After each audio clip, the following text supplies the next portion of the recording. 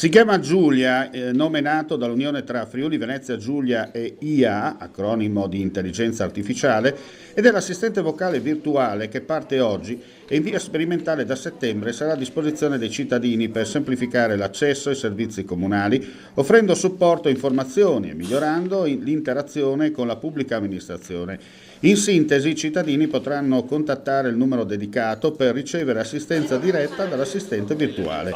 Grazie a Giulia sarà possibile ottenere informazioni a 360 gradi. L'assistente potrà inoltre guidare l'utente nel completamento di pratiche online, nella prenotazione di appuntamenti e molto altro ancora, con disponibilità 24 su 24, 7 giorni su 7.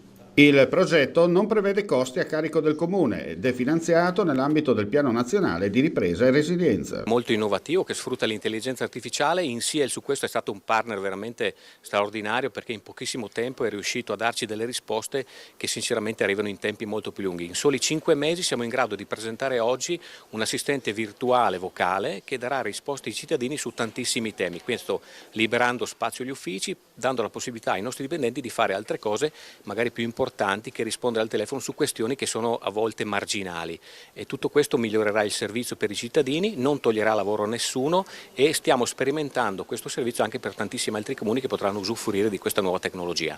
INSIEL SPA, società in house della regione Friuli Venezia Giulia e capofila del progetto EDIPAI, il cui obiettivo è la creazione di una rete in hubs che copra tutti gli Stati membri dell'Unione Europea, facilitando così l'accesso delle imprese e della pubblica amministrazione a competenze, risorse e infrastrutture digitali. La tecnologia non cammina, corre. Quindi noi dobbiamo essere dei maratoneti, riuscire a stare dietro la tecnologia che cambia di giorno in giorno. Come vedrete, la soluzione di oggi è molto importante perché, come ha anche anticipato anche in questo caso dal sindaco, consente di erogare servizi anche in qualunque momento, quindi anche durante i giorni festivi per esempio, che è una cosa non da poco.